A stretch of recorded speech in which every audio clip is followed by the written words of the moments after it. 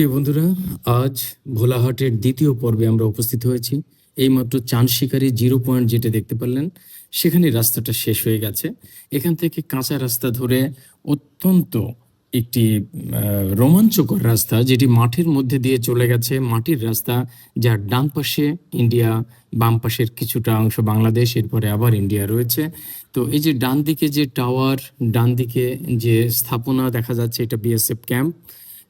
এই অঞ্চলে এইখানে আশেপাশে কাঁটাতারের বেড়া নাই, হয়তো ওনাদের ক্যাম্পের আশপাশে থাকতে পারে। বাট এই যে ক্যানেলটা দেখা যাচ্ছে ডান দিকে, এই ক্যানেলের ওপর থেকেই নাকি ইন্ডিয়ান সীমান্ত, যেটি আমাদের মোটরসাইকেল চালক বারবার আমাদের বলছিলেন।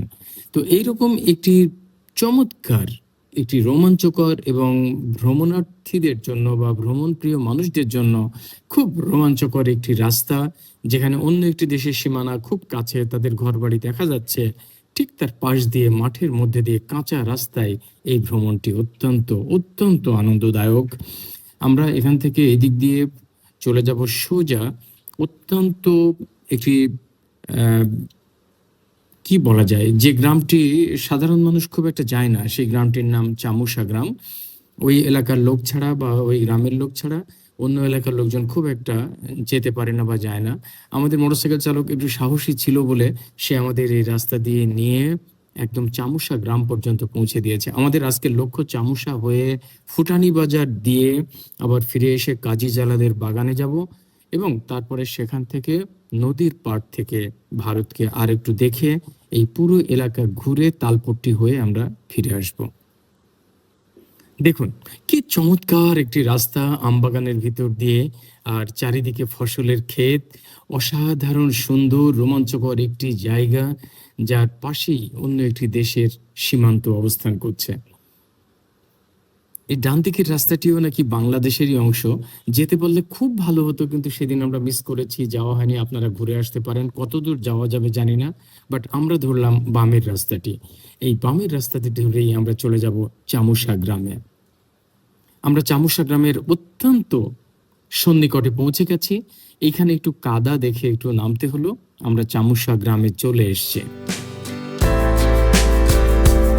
আমি অনেক আগে একবার ফুটানি বাজার পর্যন্ত মোটরসাইকেলে গিয়ে সেখান থেকে আমাকে জনগণ বলেছিল, স্থানীয় জনগণ, যে এই রাস্তা দিয়ে মাঠের মধ্যে দিয়ে গেলে আরেকটা গ্রাম আছে চামুশা গ্রাম, যেটা ইন্ডিয়ান সীমান্তে অবস্থিত। তখন শুধু স্বপ্নই মনে হয়েছে আমার কাছে, কিন্তু আজ সেটি বাস্তবে রূপ নিল এবং আমি চামুশা গ্রামে ঠিক পৌঁছে গেলাম। চাঁপাইনবাবগঞ্জের ভোলাহাট উপজেলার চামুশা গ্রাম এবং ফুটানি বাজার, এটি একদম উত্তর অংশে সীমান্তবর্তী এলাকায় অবস্থিত। এই এলাকা থেকে সীমান্ত ক্রস করলেই ওপারে ভারতের মালদা এলাকা। আমরা গ্রামের ভিতরে ঢুকে গেছি বন্ধুরা। দেখুন গ্রামীণ জীবন, সাধারণ মানুষদের জীবনযাপন, তাদের গবাদি পশু, তাদের গবাদি পশুর খাবার, দোকানপাট সব অতি সাধারণ মানের। এইরকমই হয় আমাদের গ্রাম বাংলার জীবন। বিশেষ করে চাঁপাইনবাবগঞ্জ এলাকার সীমান্তবর্তী এলাকার ঘরবাড়ি, তাদের জনজীবন সবই প্রায় এই একই রকম।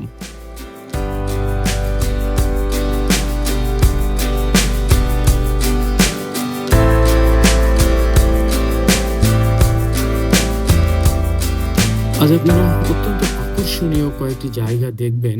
এরপরে আপনারা অপেক্ষা করুন এবং ভিডিওটি সম্পূর্ণ দেখার চেষ্টা করবেন।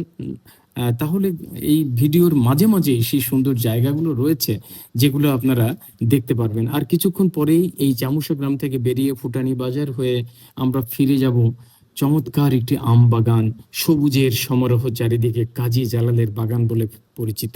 এবং সেখানে রয়েছে বিজিবি ক্যাম্প, মহানন্দা নদী, তারপরে রেশম বাগান ইত্যাদি ইত্যাদি। আমরা আগের পর্বে যা দেখেছি সেগুলো একটু এক ঝলক দেখে নিই। আমরা আইলা ভোলাহাটে গিয়েছিলাম, আমরা নদীর পাড়ে গিয়েছিলাম, উপরে ইন্ডিয়ান গ্রাম এবং বিএসএফ ক্যাম্প দেখেছিলাম। এখানে ইন্ডিয়ান সীমানার খুব কাছাকাছি গিয়ে আমরা একটু জুম করে ইন্ডিয়ান এলাকাটা খুব ভালো করে দেখার চেষ্টা করেছিলাম। বন্ধুরা, আমরা চামুশা গ্রাম ঘুরে এসে আবার নতুন করে আরো একটি এলাকা এক্সপ্লোর করার জন্য ছুটে চললাম।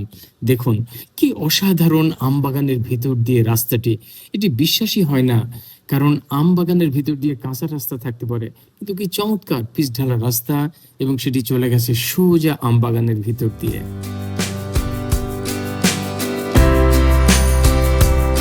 আমি 90 90-এর দশকে ইউনিভার্সিটিতে পড়া অবস্থায় যখন একবার এই এলাকায় এসেছিলাম ভোলাহাটে, তখন আমার মনে আছে যে স্কুল, কলেজ, মাদ্রাসা, অফিস, আদালত সবই দেখেছিলাম আমবাগানের ভিতরে। বাগান সব, হাট বাজার সবই আমবাগানের ভিতরে। এবং এই আমবাগানের ভিতর দিয়ে হাঁটতে হাঁটতে কোন এক সময় ইন্ডিয়ান সীমানার কাছাকাছি চলে গিয়েছিলাম। সেই স্মৃতি আজও আমাকে খুব আন্দোলিত করে। দেখুন, একদম অপ্রচলিত একটি রাস্তা, যেখানে সাধারণ মানুষ হেঁটে বেড়ায়। পিচ রাস্তা একটু আগেই শেষ হয়েছে। আমরা এবার সত্যি সত্যি একটু আগে যে রাস্তার কথা ভাবছিলাম, সেই মাটির রাস্তা, এমনকি এখানে মাটির রাস্তাও নেই, ঘাসের রাস্তা, অর্থাৎ একেবারে হেঁটে বেড়ানোর রাস্তা ধরে আমরা মোটরসাইকেলে চড়ে ছুটে চলেছি সীমান্তের দিকে। ভীষণ রোমাঞ্চকর, ভীষণ সুন্দর, স্বস্তিদায়ক, চোখের জন্য শান্তিদায়ক এবং একটি অদ্ভুত প্রশান্তিময় ভ্রমণ, এই আমবাগানের ভিতর দিয়ে সীমান্তবর্তী এলাকায় ভ্রমণ।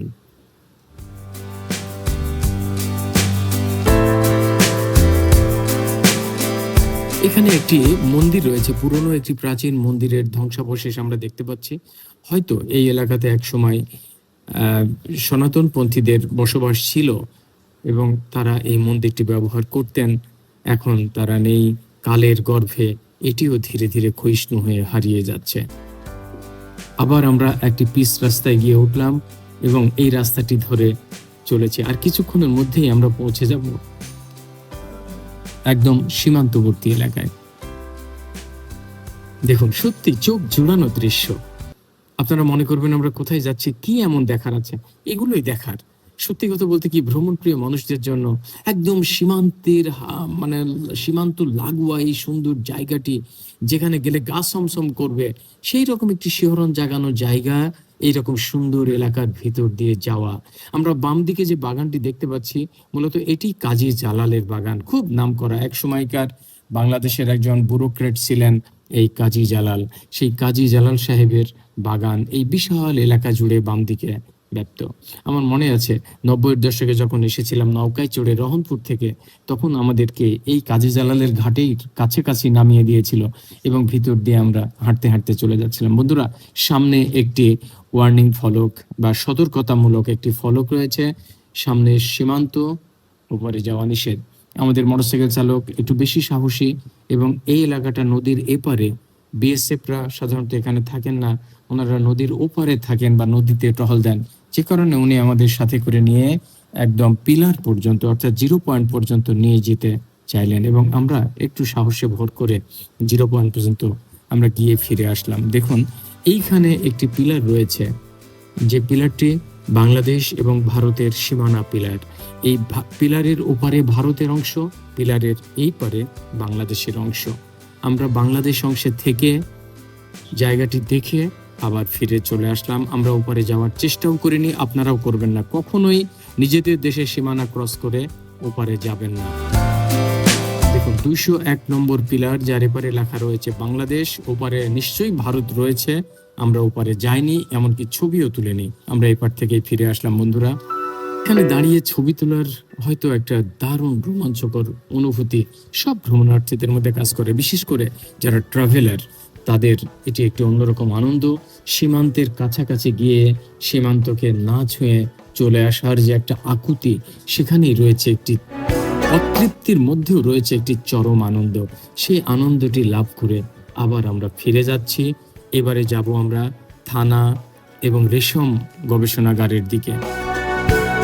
তার আগে মহানন্দা নদীটা আমরা একটু দেখে নিই। দেখুন, এই যে মহানন্দা নদীর মধ্যে একটি নৌকা, এই নৌকা থেকেই বিএসএফ সদস্যরা টহল দিচ্ছে যেন ওপার থেকে কোনো কিছু না আসে বা এপার থেকে কোনো কিছু যেন ওপারে না যায়। তারা সব সময় এখানে টহলরত অবস্থায় থাকেন, এটি আমাদের চালক বা গাইড তিনি আমাদেরকে বললেন। আমরা এই জায়গাটি এক ঝলক দেখলাম, খুব বেশিক্ষণ আমরা এখানে থাকি নাই। আমরা এই জায়গাটি এক ঝলক দূর থেকে দেখে একটু জুম করে ছবিটা নিলাম, কারণ সাধারণ ক্যামেরার যে লেন্স, সেই লেন্স থেকে ওই নৌকাটা আসছিল না। আমরা একটু জুম করে দেখলাম যে হ্যাঁ, নৌকাটির অবয়ব বোঝা যাচ্ছে।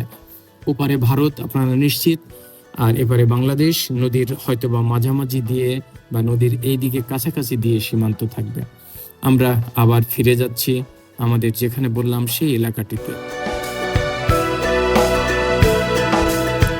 বন্ধুরা, এই যে সীমান্তের কাছে যাওয়া, বারবার বলছি আপনাদের, সারা বাংলাদেশের চারদিকেই তো অন্য দেশের সীমান্ত, বেশিরভাগ ক্ষেত্রেই রয়েছে ভারতীয় সীমান্ত এবং সেগুলো কাঁটাতারের বেড়া দিয়ে ঘেরা। আমরা অনেক সময় সেই এলাকার ওপারে যেতে পারি না, এটা অত্যন্ত স্বাভাবিক। পাসপোর্ট এবং ভিসা ছাড়া কোনো ক্রমেই ওপারে যাওয়া যাবে না এবং সেই উপায় নেই। অথচ মন তো টানে ভীষণভাবে। আপনারা দেখেছেন ভোলাহাট ভ্রমণের প্রথম পর্বে আমরা নদীর পাড়ে অবজারভেটরিতে দাঁড়িয়ে ওপাশের জায়গাগুলো দীর্ঘক্ষণ ধরে দেখেছি, তার দিকে তাকিয়ে থেকেছি। এটি কিছুই না, শুধুমাত্র দুই প্রতিবেশী দেশের মধ্যে একটি সুন্দর একটা যে সম্পর্ক, অদেখা সম্পর্ক, সেটিকে রোমন্থন করা, সেটিকে স্মরণ করা। আসলে এটি রয়েছে, সীমান্তবর্তী এলাকার লোকজনও এটা অনুভব করে। আমরা সেই মন্দিরের পাশে আবার চলে এসেছি। আমরা মন্দির পার হয়ে এই যে যেতে যেতে ডান দিকে যে সীমান্ত, মানে ডান দিকে যে প্রাচীর বেষ্টিত এলাকা, এটি আসলে রেশম গবেষণাগার বা রেশম উন্নয়ন কেন্দ্র। এখানেই বিখ্যাত সেই চাঁপাইনবাবগঞ্জের বা ভোলাহাটের রেশম উৎপাদিত হয়। এই যে তুঁত গাছগুলো দেখছেন সীমা প্রাচীরের পাশ দিয়ে, এগুলোই বাম দিকে ভোলাহাট থানা এবং এই পাশে কাজী জালালের বাড়িটি রয়েছে। আমরা চলতে চলতে আরো বেশ কিছু মন্দির চোখে পড়ছে ডানে, সামনে দুটো দুপাশে। এটা দেখে স্পষ্ট বা এটা প্রমাণিত যে এই এলাকায় একসময় সনাতন ধর্মাবলম্বীরা বাস করতেন। তারা হয়তো এখন বাস করেন কিনা জানি না, তবে সেই মন্দিরগুলো, তার ধ্বংসাবশেষগুলো এখনো রয়ে গেছে। আমরা ভোলাহাটের পুরনো এলাকা, বাজার, আবাসিক এলাকা, এগুলোর ভিতর দিয়ে এখন চলে যাচ্ছি।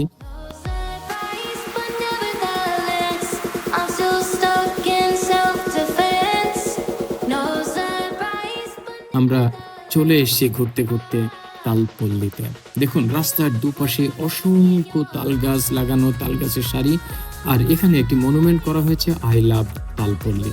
সাধারণত এই জিনিসগুলো খুব কম দেখা যায় আমাদের এখানে ছোটখাটো জায়গায়, কিন্তু এখানে এই রাস্তার মধ্যে তালপল্লী তৈরি করে সেখানেও চমৎকারভাবে এই আই লাভ তালপল্লী মনুমেন্টটি বানানো হয়েছে, যাতে পর্যটকরা এখানে আসে এবং এই জায়গাটি ঘুরে ফিরে দেখতে পারে। বন্ধুরা, সামনে রয়েছে অবারিত তালগাছের সারি সম্বলিত একটি রাস্তা। দেখুন কত তালগাছ লাগানো হয়েছে এখানে, এবং এগুলোর কারণেই ওই জায়গাটির নাম হয়েছে তালপল্লী। এনারা দিয়েছেন লোকাল নাম। তো আমরা সেই তালপল্লীর নামে এই জায়গাটিকে চেনার চেষ্টা করব। দেখুন দুপাশে তালগাছের সারি, অসাধারণ সুন্দর একটি জায়গা। রাস্তাগুলো অনেকটাই নির্জন। এখানে পর্যটকদের জন্য একটি বসার ব্যবস্থা করা হয়েছে, একটা ছাতার ব্যবস্থা করা হয়েছে। এগুলো স্থানীয় প্রশাসনের পক্ষ থেকেই সম্ভবত করে দেওয়া হয়েছে। আজকে সারা দিন আমরা ঘুরলাম এই ভোলাহাটে নদীর পাড়ে গিয়েছিলাম। প্রথমে এই বজরার টেক জায়গাটি অসাধারণ সুন্দর, দুপাশের মানুষ নদীতে গোসল করছে, আর আমরা এক জায়গায় দাঁড়িয়ে দাঁড়িয়ে সেই দুপাশের মানুষের মৈত্রীর বন্ধনটি উপলব্ধি করার চেষ্টা করেছিলাম। সেখান থেকে আমরা ম্যাপের মাধ্যমে, গুগল ম্যাপের মাধ্যমে ওপারে দেখেছিলাম আইহো, মুচিয়া, এই জায়গাগুলোর নাম, এই গ্রামগুলো বা এলাকাগুলো ওপাশে রয়েছে। শুনলাম মুচিয়াতে রেল স্টেশনও রয়েছে, সিংহাবাদও এই দিক দিয়েই ঢুকেছে, সিংহাবাদের রেলটি। এই সুন্দর জায়গাটি দেখে বাজার ঘুরে আবার আমরা এই এলাকায় চলে এসেছিলাম। বন্ধুরা, আজকে সারাদিন খুব ভালো কেটেছে আমাদের। একটা দিন আপনারাও খুব আনন্দে কাটিয়ে দিতে পারেন স্নিগ্ধতার মধ্যে, পলিউশন ফ্রি এলাকার মধ্যে এই ভোলাহাটে গেলে। সুন্দর সবুজে মোড়ানো একটি জায়গা, আর পাশে ভারতের হাতছানি তো রয়েছে। সব মিলিয়ে অসাধারণ সুন্দর লাগবে। আর গবাদি পশুর পাল যখন রাস্তার উপর দিয়ে ঘুরে বেড়ায়, তখন কি অসাধারণ লাগে, তাদের সঙ্গে একটু সখ্যতা করতে ইচ্ছে করে। যাই হোক, তারা চলে যায়, আবার আমরা চলে যাই আমাদের গন্তব্যে, তারা চলে যায় তাদের গন্তব্যে। এভাবেই ধীরে ধীরে আমরা এগিয়ে চললাম আমাদের গন্তব্যের দিকে।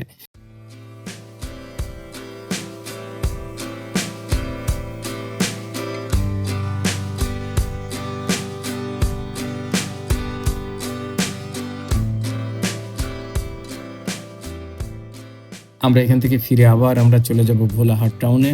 ভোলাহাটে গিয়ে আমরা দুপুরে খাওয়া দাওয়া করে তারপরে আমরা সেখান থেকে সিএনজি বা অন্য কোনো যানবাহনে চড়ে আমরা চলে যাব কানসাটে, এবং সেখান থেকে আমি কানসাট থেকে রাজশাহীর উদ্দেশ্যে রওনা দেব আজকেই। বন্ধুরা, এই ছিল আমার ভ্রমণ। কেমন লাগলো পুরো দিনটি ভ্রমণ? আপনারা যারা প্রথম পর্ব দেখেননি, ইউটিউব চ্যানেল অর্থাৎ শফিক্স রোমিং, এখানে ঢুকলেই আপনারা পেয়ে যাবেন, অথবা এই স্ক্রিনের উপরে সেই লিঙ্ক দেওয়া থাকবে, আপনারা লিঙ্কে ক্লিক করে ভোলাহাটের প্রথম পর্বটি দেখে আসতে পারেন। সবাই খুব ভালো থাকবেন। আপনাদের জন্য শুভকামনা রইল। to you.